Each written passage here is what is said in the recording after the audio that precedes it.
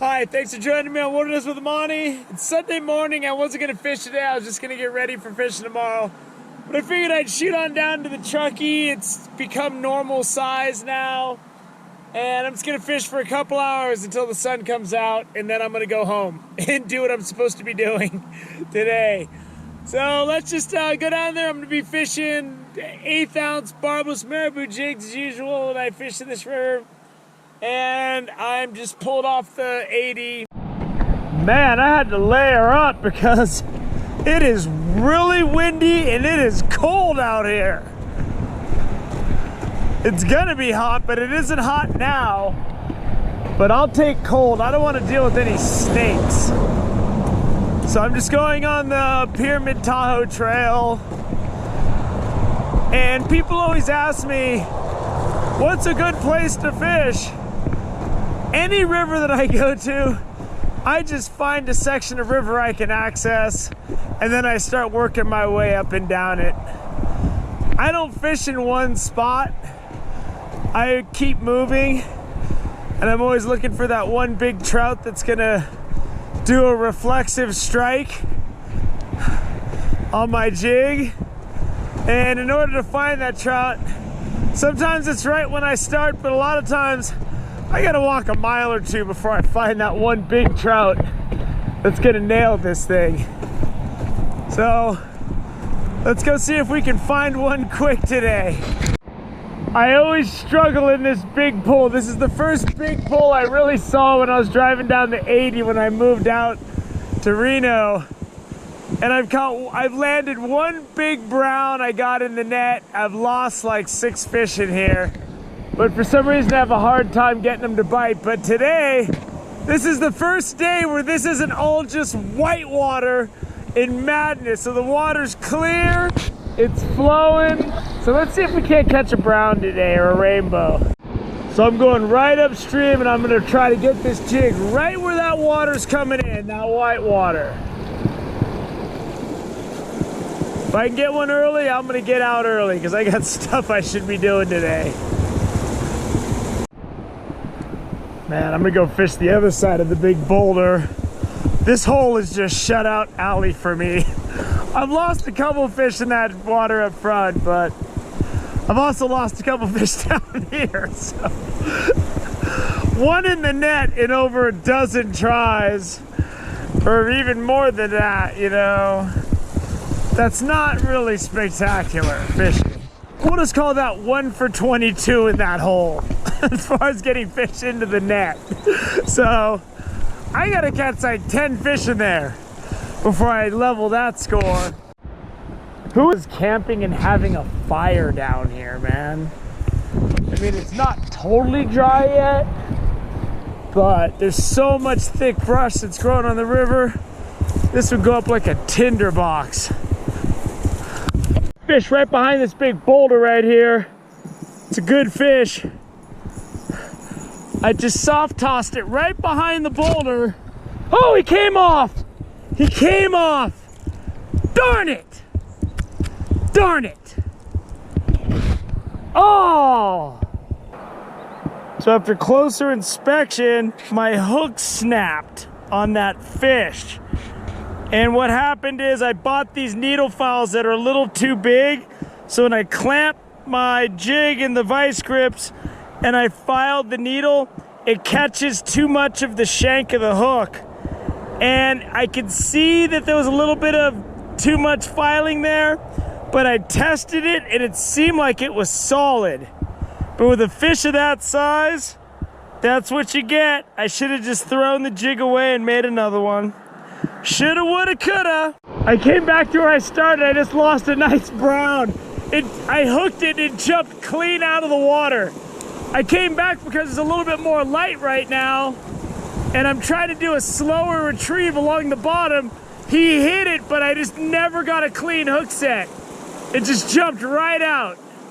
And that's the story of this pool for me. I just lost 2 fish in a row in this spot. They're just coming right off this barbless jig. I'm gonna keep fishing.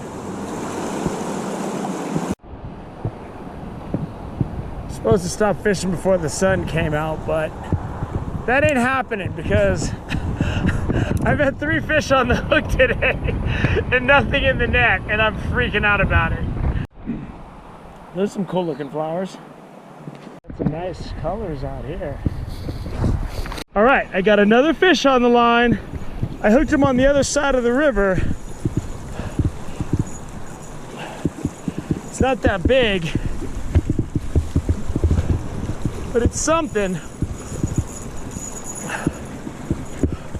It's a little brown. The hook fell right out of him. Just gonna let him chill for a second. And we're gonna show him to you. And it's just a little brown. And this is just not gonna do it for me. This fish is not gonna do it for me.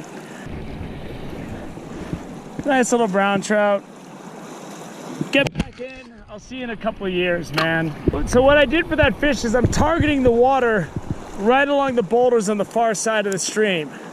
So this is where you just really got to develop your accuracy for casting. If I get a big fish over there, it's going to be a little tricky because I use this ultralight tackle and the water's moving pretty good. But I fire this thing all the way across, close to the other side, and then I just rip it through, and I'm just fishing straight across because there's a lot of good water over there. So what I do is I'm really fishing 3 and 4 foot patches of water. I'm just throwing my jig, patching it, and then I finish out the cast, just because sometimes fish will follow it out of there and you don't want to tear it away from them. I'm way past what I intended to fish, but there's no way that little fish is gonna stop me from fishing right now. You want to see a fanatic? I'll show you fanatic. After losing those first 3 fish, man, I took a can of kerosene, dumped it all over my plans to catch up on sleep and get my shopping done this morning, and just flamed it. And it's probably around 11 o'clock now, 11:30. I got about a 30-minute walk back to my car, and I'm getting up at 3:30 in the morning to fish for Patreon tomorrow. But whatever. The second 2 fish I lost, barbless jigs. I'm cool with that. I was fishing deep with kind of slack lines, skipping it along the bottom. I didn't get clean hook sets. I'd rather lose nice fish like that than have the big barbs on these larger hooks rip their jaw up if I'm trying to release them. I'd rather lose fish for the convenience of just having this fall out. The first fish was because of that snapped hook I showed you. And that fish was hooked solid, and it was big. It was either a really good sized rainbow or it was a big brown. Because I think rainbows fight harder. And I was standing in my kitchen last night, and I had those needle files I ordered that were a little too wide. And I thought if I just moved the vice grips down, I could get the barb. And I did, but it notched the hook. And I was looking at it in the kitchen, and I'm like, all right, that's still pretty solid. No, not solid enough. So I swapped out a bunch of the older jigs I had with the new ones I made with that wide file. So all I had was one old jig today after I lost that fish, but I made it last. I don't lose a lot of jigs. So I'm leaving really unsatisfied, man. I got that small brown, but I mean, that's like a push. That's like a tie. That was in no way me leaving with a winning feeling. So once again, I should have just thrown that jig away when I saw that I notched the hook. But I become so frugal and trying to stretch my budget. I'm like, oh, I'll just make it work. No, I lost a really big fish because of that. And I'm going to go home and I'm going to throw those files away and I'm going to order some skinnier needle files. You order them on Amazon, they come in a pack and there's like 10 of them and they cost like $7 or $8. And apparently there's different sizes of them, and I just point and click, hee-haw, hee-haw. I'm coming back because I am feeling real empty leaving today. So I hope you enjoyed the mini grind today. Thank you for joining me on Wilderness with Amani. Until next time.